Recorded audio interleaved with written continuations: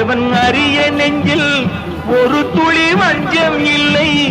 அவனன்று எனக்கு வேறு ஆறுதல் இல்லை.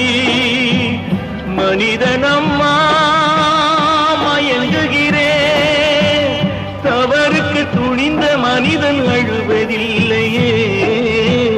தவறியும் வானம் மண்ணில் விழுவதில்லையே.